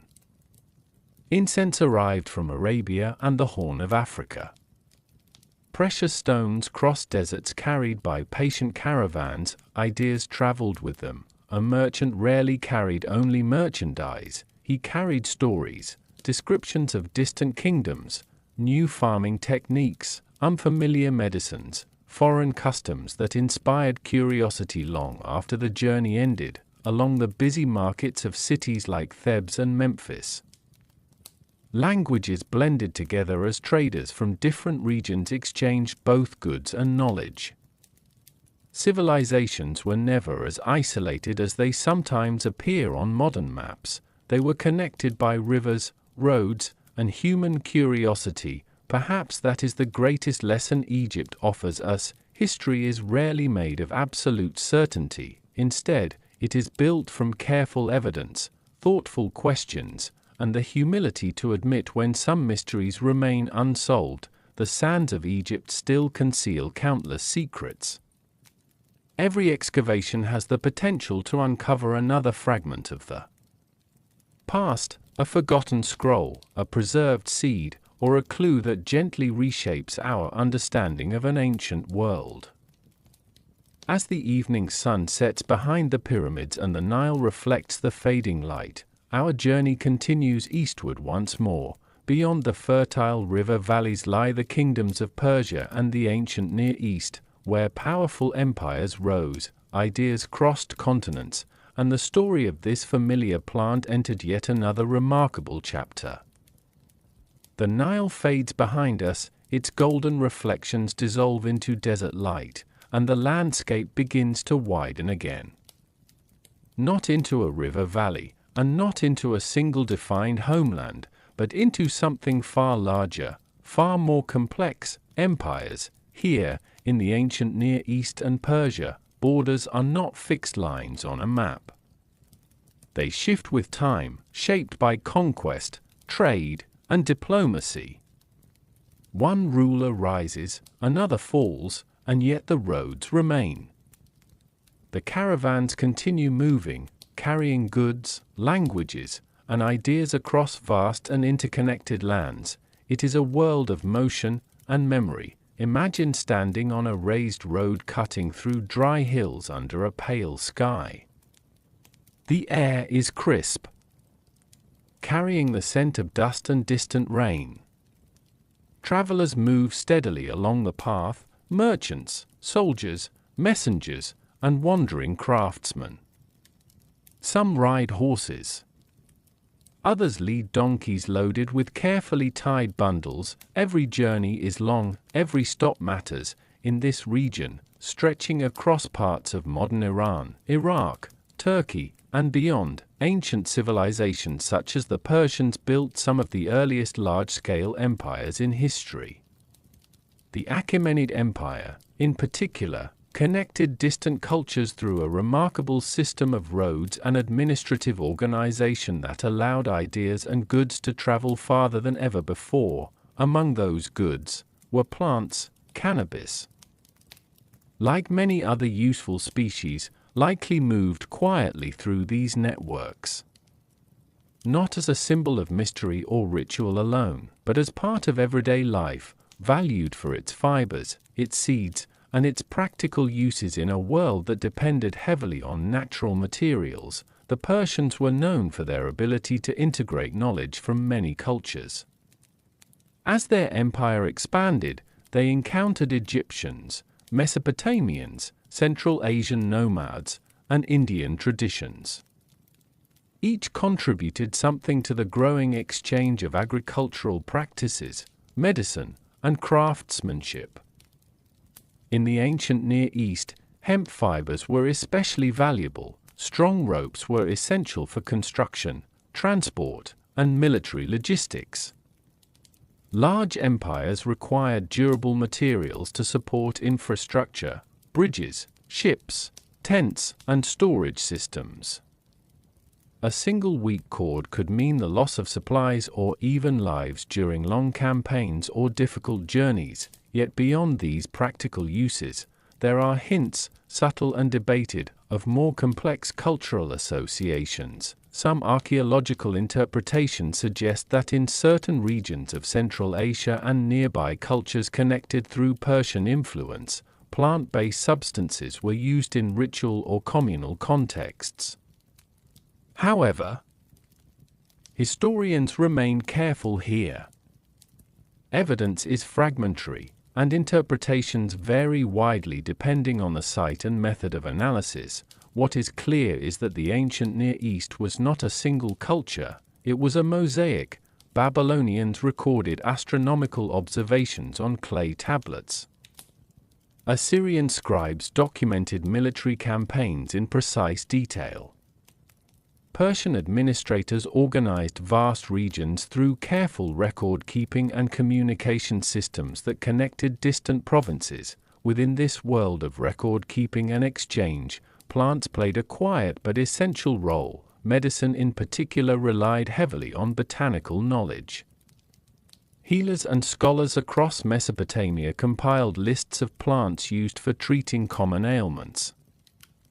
These texts, preserved on clay tablets, reveal a deep and systematic attempt to understand the natural world, not through modern science, but through observation and repeated experience. Cannabis, if present within these traditions, would have been one among many botanical tools, not isolated, not exceptional, but part of a much broader understanding of nature's resources. Trade routes such as the early foundations of what would later become segments of the Silk Road helped carry these ideas east and west. A plant known in one valley could, over generations, become familiar in a completely different land. Alongside silk, spices, metals, and grains, knowledge itself became a traveling companion in Persian courts, where administration and culture blended into a sophisticated imperial system. Knowledge from across the empire was collected, evaluated, and sometimes adapted. Scholars and scribes played a crucial role in preserving information that might otherwise have been lost, and yet, despite the scale of these empires, much of daily life remained grounded in simple realities. Farmers still tended fields, artisans still shaped materials by hand, travelers still relied on durable rope, woven cloth, and carefully prepared supplies. It is in these ordinary details that the true continuity of history often reveals itself. Empires rise and fall, borders shift, but daily needs remain surprisingly constant. As dusk falls over the ancient Near East, caravans continue moving beneath a sky filled with early stars. Fires flicker in roadside camps. Distant cities glow faintly beyond the horizon. Somewhere along these endless routes, knowledge continues its quiet journey, carried not by great declarations, but by ordinary people doing ordinary work. And as our path follows these ancient roads, we move closer to the final stretch of this long journey across civilizations, where the story of cannabis will begin to enter the worlds of Greece and Rome in even greater detail, shaped by scholars, physicians, and everyday life in the Mediterranean basin. The Mediterranean world now opens fully before us, a sea surrounded by civilizations that rise and fall like waves against its shores. Here, trade routes are shorter, cities are closer together, and the movement of people feels almost constant. Ships leave harbor every day, their wooden hulls creaking softly as they cut across familiar waters beneath an open sky. We are no longer at the edges of empire, we are at its center. From Greece, knowledge flows into Rome. From Rome, power expands across continents. Roads stretch like veins across land and stone bridges rise over rivers, connecting distant provinces into a single vast network of administration, commerce, and daily life. And within this immense structure, ordinary people continue living ordinary lives. That is where our story truly exists. Imagine a Roman morning. The city is already awake before the sun has fully risen. Bakers prepare bread in underground ovens. Water carriers move through narrow streets. Soldiers march in formation along paved roads. In the distance, the marble buildings of temples and public baths begin to glow as light slowly climbs across their surfaces. Rome is loud, but beneath its noise lies routine, and routine depends upon materials that most people never think about: ropes that hold ships steady in harbor, nets that stretch across fishing waters, cloth used in sails that carry grain, wine, olive oil, and countless goods across the Mediterranean. Among the materials that supported this world was hemp fiber, which continued to be valued for its strength and reliability. While Roman writers did not always focus on the plant itself in great detail, they clearly recognized the importance of strong fibers in maritime trade and construction. A single broken rope could delay an entire shipment. A weak sail could risk an entire voyage. In a world so dependent on sea travel, durability was not optional, it was survival. Across the Greek world, earlier traditions continued to influence Roman thought. Greek physicians and scholars had already built systems of observation that attempted to classify plants and their properties. These ideas were gradually absorbed, adapted, and expanded by Roman writers. Figures such as Dioscorides, a Greek physician working during the Roman Empire in the 1st century CE, compiled extensive works on medicinal substances, including plants used in healing practices. His text, De Materia Medica, would later become one of the most influential herbal references in the ancient world. Within such works, plants like hemp appear in discussions of their practical uses, especially fibers and occasionally seeds. Yet, as with many ancient sources, interpretations require caution.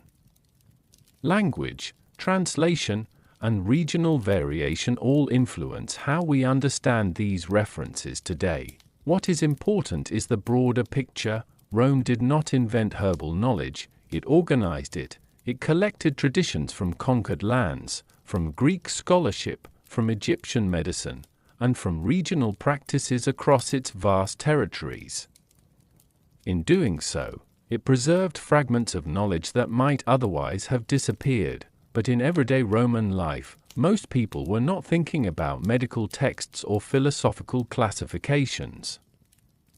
They were thinking about work, about food, about survival. Farmers across the empire used tools made with natural materials. Soldiers relied on equipment designed for endurance. Fishermen repaired nets along coastal villages. Traders loaded carts and ships with goods that traveled along well-worn routes connecting every corner of the empire. Cannabis, in its most practical form, remained part of this quiet background, not as something extraordinary, but as something useful. Even in cities like Rome, where marble monuments and imperial grandeur defined the skyline, much of daily life still depended on simple materials shaped by hand.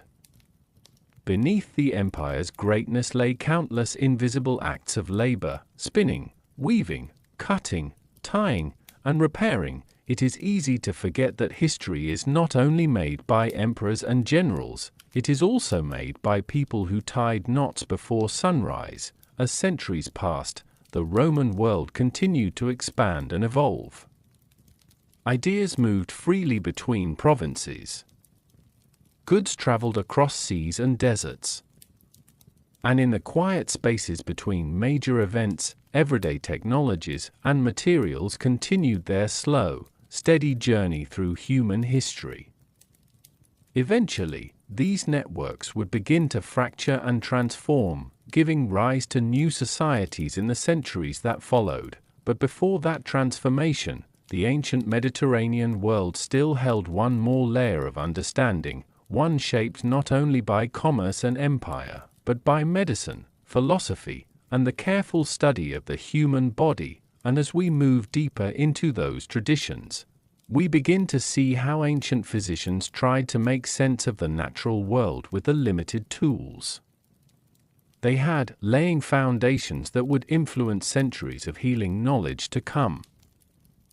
The great cities of the Mediterranean begin to quiet in our imagination. Rome's marble streets fade into softer outlines. Greek harbors dissolve into distance.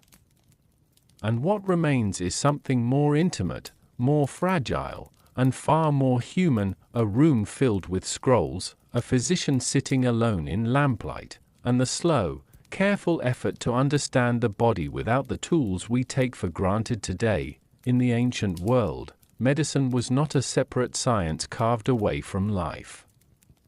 It was part observation, part tradition, and part inheritance from generations who had learned through trial, error, and memory. Doctors did not have microscopes. They did not know about bacteria.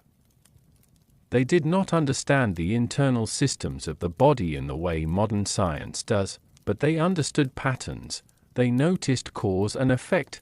They paid attention to pain, fever, sleep, digestion, wounds, and recovery with remarkable care. And within this long tradition of observation, plants played a central role across Greece, Rome, Egypt, Persia, and neighboring regions. Physicians compiled knowledge that moved across cultures like a quiet river. One of the most influential figures in this tradition was Hippocrates, often called the father of medicine, whose ideas shaped how later physicians thought about illness as something natural rather than purely supernatural. Centuries later, physicians like Galen expanded medical understanding within the Roman world, carefully documenting symptoms, treatments, and the effects of different substances on the human body. Yet even with these advances, ancient medicine remained deeply tied to the natural environment. Plants were essential tools. Leaves, roots, seeds, and resins were gathered, tested, and combined in countless preparations. Some worked better than others. Some were repeated across generations simply because they appeared to help. Cannabis appears within this broad botanical tradition, but not as a singular focus of ancient medicine. Instead, it is mentioned among many other plants known for their practical properties, especially fibers and seeds, and in some sources associated with various preparations whose exact interpretations remain debated by historians. What matters most is not a single plant, but the way ancient physicians thought. They believed the body was influenced by balance, health was a state of harmony, illness was a disruption of that balance. This idea shaped how treatments were chosen. A physician might observe a patient for days before deciding on a remedy. Diet, environment, emotional state, and daily habits were all considered important. Medicine was slow, deliberate, and deeply personal. Imagine entering a small ancient clinic. The air is filled with the scent of dried herbs and heated oils. Clay jars line wooden shelves. Scrolls lie open beside stone mortars. A patient sits quietly while a physician listens carefully, asking questions not only about symptoms, but about sleep, food, and recent travel. Nothing is rushed. Attention itself is the primary tool of healing. In such a setting, plants like cannabis were not viewed through modern categories of recreational or controlled substances. Those ideas did not exist. Instead, plants were judged by usefulness, availability, and observed effect. Some fibers were valued for strength, some seeds for nourishment, some plants for their perceived influence on discomfort or physical strain. But ancient medical writers were often careful and observational rather than absolute. They recorded what they believed worked, but they also noted uncertainty when it existed. Their texts are filled with cautious language that reflects experimentation rather than certainty. This makes interpreting them today challenging. Modern historians must separate later interpretations from original intent. Words shift meaning across centuries. A plant name in Greek or Latin texts may not correspond perfectly to any single modern species. What appears clear at first glance often becomes complex under closer study, and yet, despite uncertainty, a larger truth remains visible. Ancient medicine was an evolving conversation. Ideas were tested, shared, corrected, and passed along across generations and civilizations. Knowledge did not belong to a single culture. It moved between them, reshaped each time it was learned. Cannabis, like many plants, existed within this shared world of medical exploration. Not as a centerpiece, but as one thread in a vast and growing tapestry of natural remedies. As centuries continued to pass, these traditions would slowly transform. New cultures would reinterpret old knowledge. Medical systems would evolve. And eventually, the ancient understanding of plants would travel into the medieval world, where scholars would preserve, translate, and expand upon the medical writings of earlier civilizations.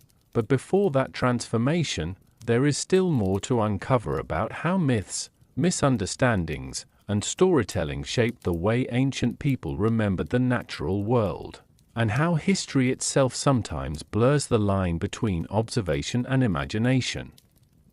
The scrolls grow older in our imagination, their ink begins to fade at the edges, and the careful words of ancient physicians, travelers, and historians start to blur into something softer, less certain. This is where history changes its shape, not into fact alone, but into memory, and memory, when carried across centuries, does not always remain unchanged. As we move deeper into the ancient world, we begin to notice something subtle. Alongside careful observations and practical records, there are also stories, tales that explain unfamiliar plants, strange customs, and distant peoples in ways that feel more symbolic than scientific. In many ancient cultures, people did not separate myth from reality as sharply as we do today. A plant could be both useful and sacred. A natural phenomenon could be both observed and imagined. A tradition could begin as a practical habit and slowly transform into a symbolic story passed down through generations. Cannabis, like many plants known in antiquity, eventually became part of this layered storytelling, but here, caution is essential, because myths do not always preserve history accurately, they preserve meaning instead. Imagine sitting beside a fire in a small ancient settlement at night. The wind moves through dry grass outside the walls. Inside, people gather close together, listening to an elder speak. The elder does not hold a book or a scroll. There is no written record to check later. Only memory, only voice, and so the story changes slightly each time it is told. A plant that once had a simple practical use might become associated with healing powers far beyond what early users originally described. A routine gathering might slowly transform into a sacred tradition in later retellings. A natural observation might be reinterpreted as something symbolic or divine.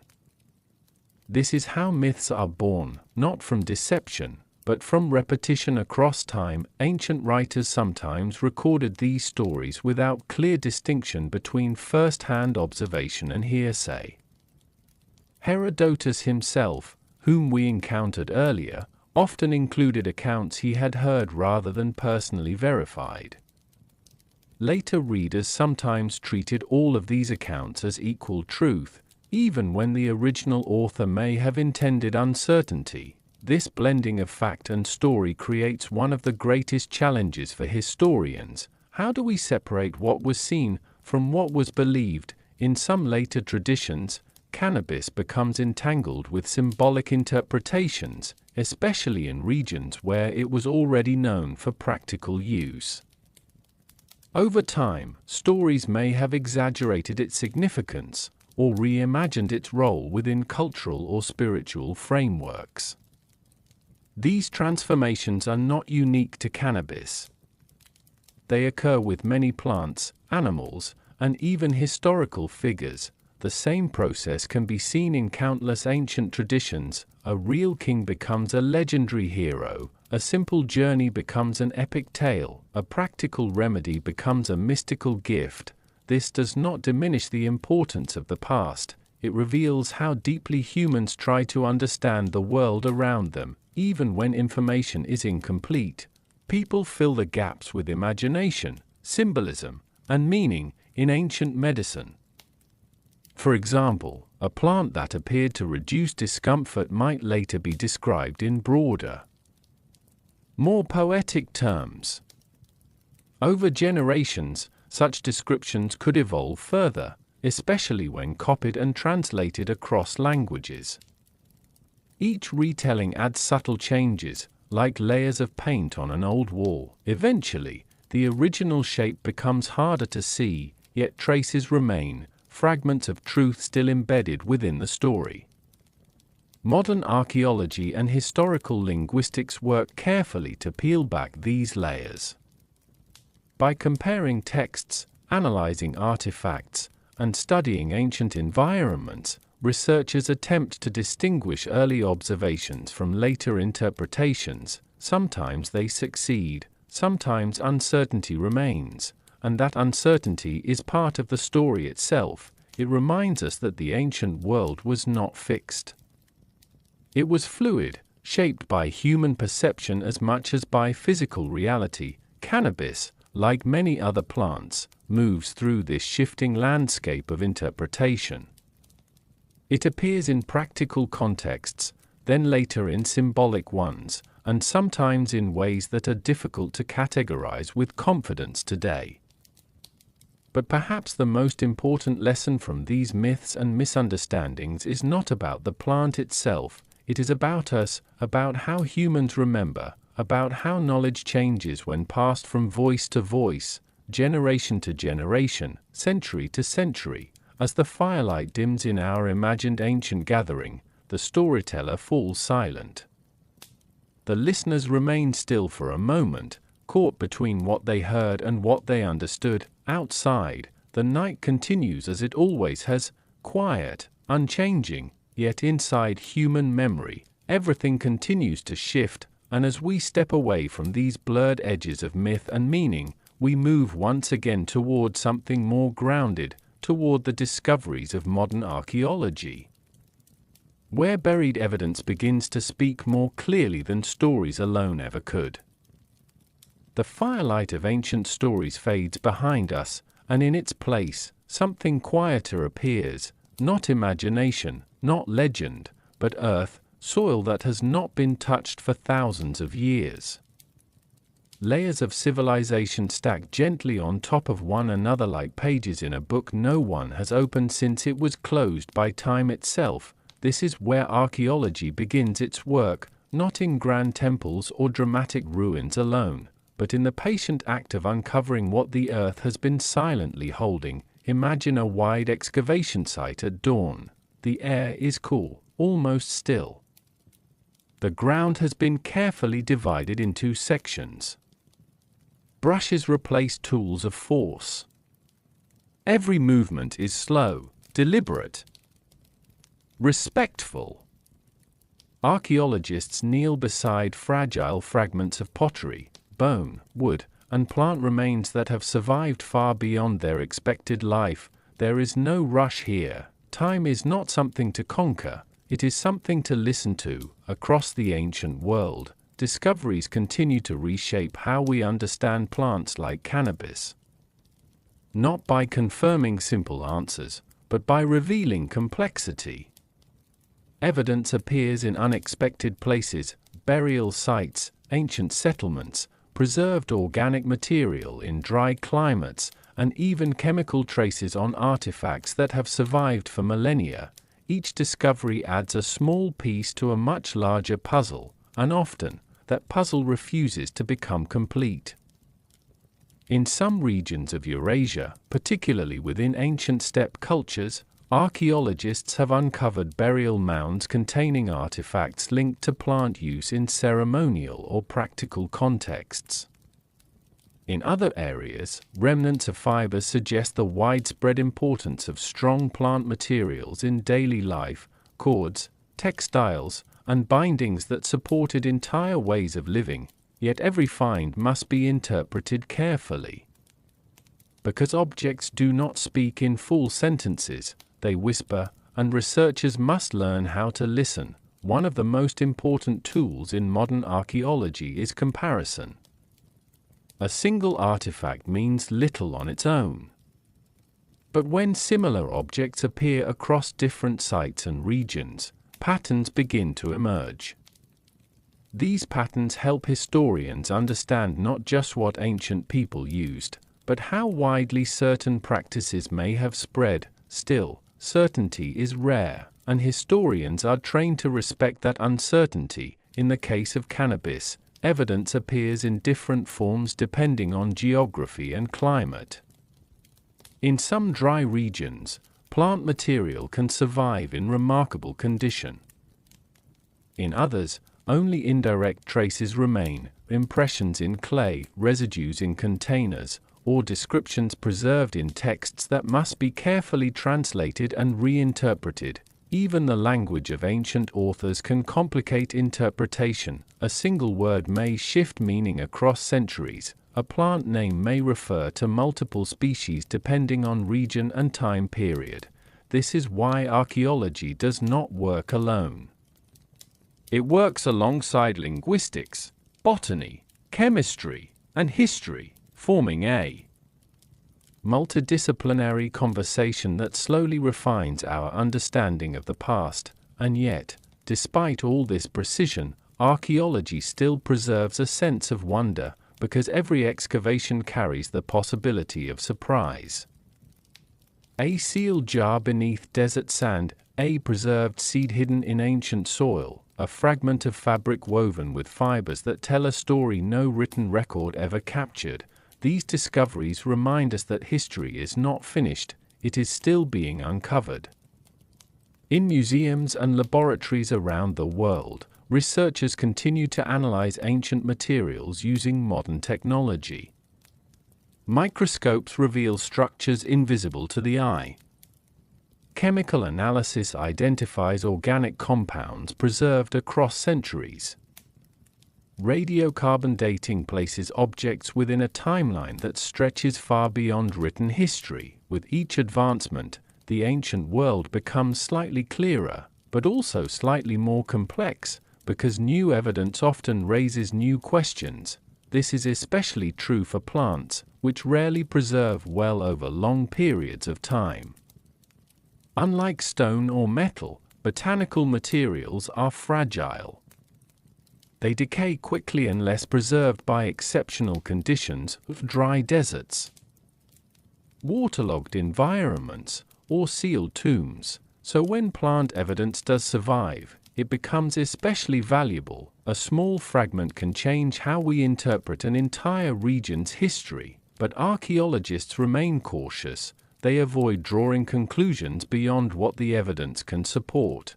This discipline of restraint is what gives archaeology its strength. It is not about telling a single fixed story, it is about building a careful, evolving understanding of human life across time.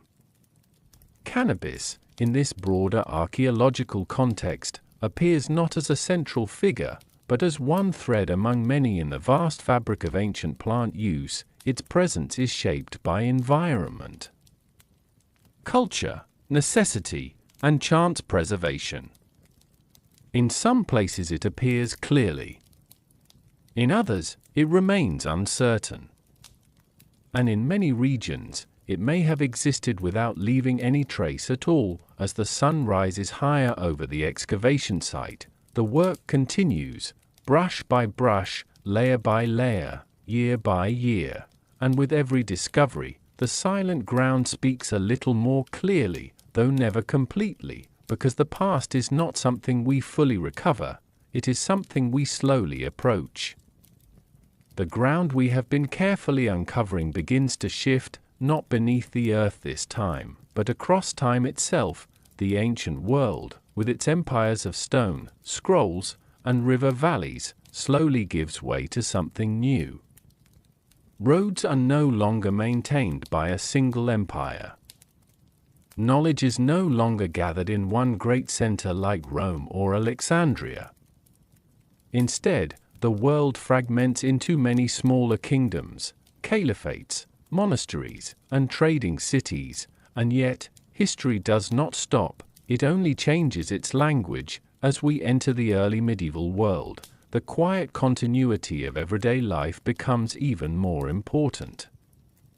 Great political structures may collapse or transform, but people still wake up each morning needing food, shelter, clothing, and tools strong enough to survive another season. In these quieter needs, ancient knowledge continues to survive, especially knowledge about plants across Europe, the Middle East, Central Asia, and parts of Asia. The use of useful plants carries forward through tradition rather than centralized record keeping.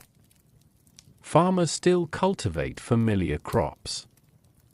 Craftspeople still rely on fibers that have proven their strength over centuries.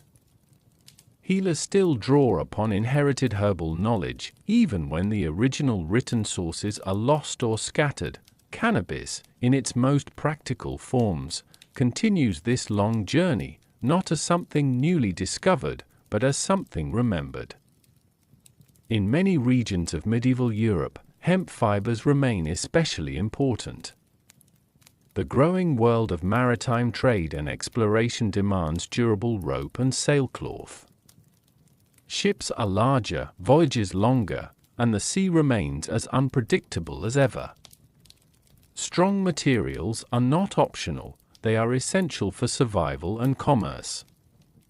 In coastal towns, rope walks stretch for long distances where workers twist and weave fibers into thick, reliable cord. The work is repetitive, rhythmic, almost meditative. It is the kind of labor that rarely appears in written chronicles, yet supports entire economies. Meanwhile, in rural villages, hemp continues to serve everyday needs. It is woven into cloth for simple garments, used in household tools, and incorporated into countless small but necessary objects that make daily life possible. Farther east, in parts of the Islamic world during its intellectual golden age, scholars preserve and expand upon ancient medical knowledge inherited from Greek, Persian, Indian, and earlier traditions. Texts are translated, studied, and refined in centers of learning such as Baghdad, where the House of Wisdom becomes a symbol of intellectual continuity across cultures. Within this vast body of medical literature, plants are carefully catalogued once again. Physicians compile encyclopedic works that draw from earlier civilizations while adding their own observations. The approach is systematic, thoughtful, and deeply analytical for its time. Cannabis appears in some of these broader botanical discussions, typically within the context of fibers, seeds, or general plant knowledge. As always, interpretations depend on translation, regional terminology, and the evolving understanding of ancient texts.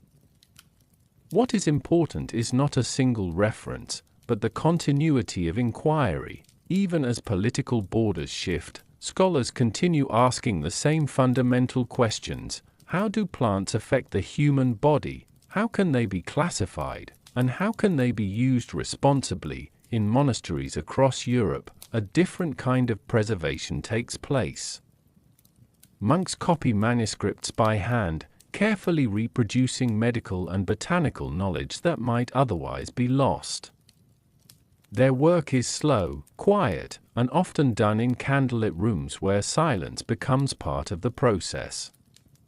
These manuscripts sometimes include references to herbal remedies drawn from earlier classical sources. Through this careful copying, fragments of ancient knowledge survive into later centuries, yet the medieval world is not simply a continuation of antiquity, it is also a time of reinterpretation. As knowledge moves between cultures, languages, and belief systems, it changes shape. Some ideas are preserved exactly. Others are adapted to new contexts. And some are misunderstood or reinterpreted entirely differently from their original meaning. This natural transformation is part of how history evolves. Cannabis, like many other plants known in antiquity, moves through these shifting layers of understanding. Its identity is not fixed. It is shaped by geography, language, and the needs of the societies that encounter it. In some places, it remains a humble agricultural crop. In others, a material essential for trade and craftsmanship. In scholarly contexts, a subject of medical curiosity. And in oral traditions, it sometimes takes on meanings influenced by local culture and belief. But beneath all these variations, one quiet truth remains: human societies never stop relying on the natural world. Even in times of great change, people continue to depend on the same basic elements: soil, water, plants, and the slow repetition of seasonal life. As centuries pass, the medieval world gradually lays the foundation for new forms of exploration, science, and global exchange. Ships grow more advanced. Trade expands further than ever before. And knowledge, once again, begins to circulate across continents in increasingly complex ways. But before we reach that turning point, there is still one final stage in this long journey through history, a return to the ancient question that started it all: why this plant endured for so long, across so many civilizations, without ever disappearing from human life. The medieval world slowly quiets behind us, its monasteries, caravans, and rope workshops fading like distant echoes carried by wind through old stone corridors. And now, as we move forward through time, a simple question begins to rise to the surface, one that has been quietly present throughout every civilization we have visited. Why did this plant never disappear? Why, across thousands of years, across empires that rose and fell, across languages that changed and borders that shifted, did cannabis continue to appear again and again in human history? The answer is not found in one great discovery. It is found in something far more ordinary: usefulness. Imagine a small early morning workshop in a coastal town. The air is cool and slightly damp. Wooden beams creak softly as workers prepare for another day. Outside, ships wait in harbor, their masts still, their sails folded like resting wings. Inside, thick ropes are being inspected, repaired, and replaced with steady hands. No one here is thinking about history, they are thinking about survival. A rope must hold, a sail must endure wind and salt, a net must not fail when the sea is unpredictable. In such a world, materials that perform reliably are remembered, not because they are rare or mystical, but because they work. Cannabis, in the form of hemp fiber, became one of those materials. Across centuries, it was woven into ropes, sails, nets, cloth, and countless everyday objects that quietly supported trade, travel, and communication. It was not celebrated in grand monuments or written into heroic epics. Instead, it lived in the background of human life, in the spaces where survival and practicality meet, and that is exactly why it endured, because history is not only shaped by extraordinary events, it is also shaped by ordinary reliability.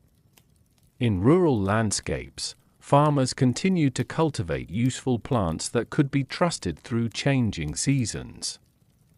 A crop that grew consistently, that could be harvested and stored, that served multiple purposes, was more valuable than one that required constant risk or uncertainty. Flexibility mattered, adaptability mattered even more. Cannabis offered both. Different parts of the plant served different needs. Fibers for strength, seeds for nourishment, stalks for weaving.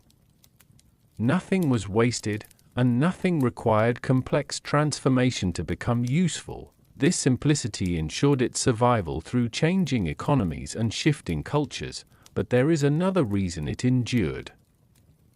Movement. As long as humans traveled, plants traveled with them. Merchants carried goods across continents. Soldiers moved supplies across borders. Migrants brought familiar crops to unfamiliar lands.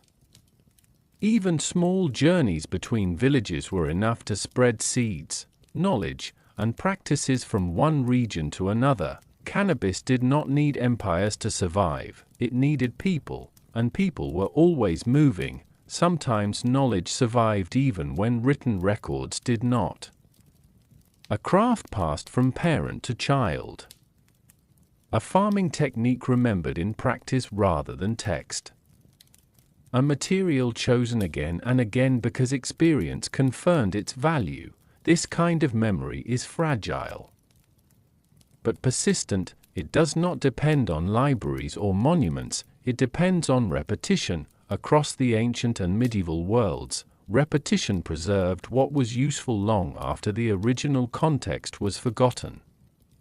That is why cannabis appears in so many different forms throughout history. Not as a single unified story, but as a collection of small, practical continuities scattered across time and geography. It was never one thing, it was many things, depending on where and when you looked at it, and perhaps that is the deeper truth hidden beneath its long journey through history. Survival does not always belong to the strongest or the most celebrated, sometimes it belongs to the most adaptable, the most quietly reliable, the most easily integrated into daily life without needing explanation. As the centuries continue forward, the world begins to change more rapidly. New trade networks emerge across oceans. Scientific thinking begins to take shape in new forms. Exploration expands the known boundaries of the world itself, and yet, even in this accelerating future, the same pattern remains visible. Useful plants continue to follow human movement, simple materials continue to support complex civilizations, and behind every great transformation, there are still ordinary tools doing quiet work. As we prepare to enter the final chapter of this long journey, one final reflection emerges from the silence of history, perhaps the most remarkable thing about this ancient plant is not what it became, but that it stayed with us at all.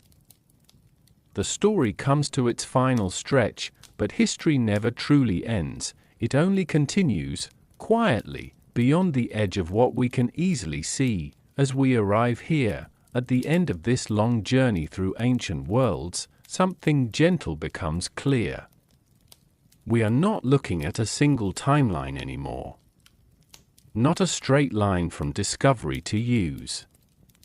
Not a simple story with one beginning and one conclusion. Instead, we are looking at something wider, something woven, a pattern that stretches across thousands of years, across continents, across people who never knew each other, yet were connected by the same simple relationship with the natural world. Cannabis was never just one thing, and it was never just one moment in history. It appeared in prehistoric grasslands, where early humans first encountered wild plants growing without names or categories. It moved into the earliest farming communities, where cultivation slowly replaced gathering.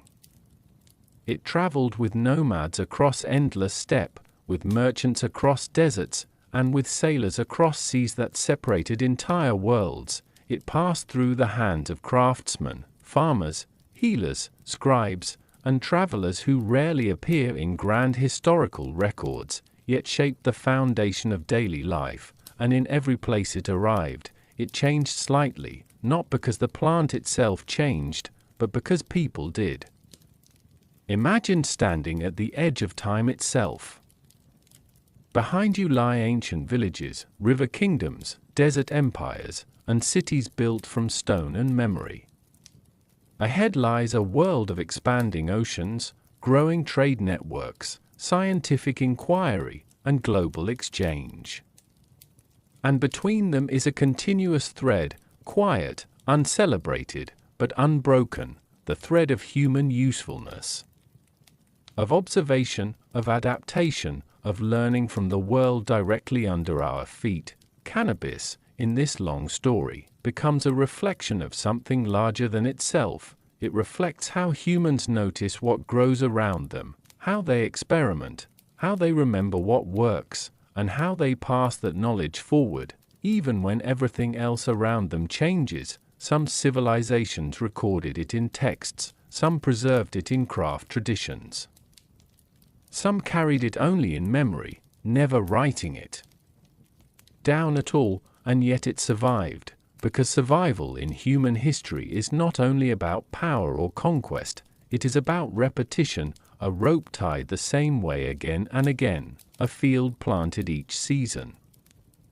A technique taught from one generation to the next. These small acts, repeated quietly across centuries, are what hold the larger story together. As we look back, the details begin to blur, names fade, dates become uncertain, borders dissolve, but patterns remain visible beneath everything. People everywhere working with the same basic materials of life: earth, water, fire, and plants that grew alongside them.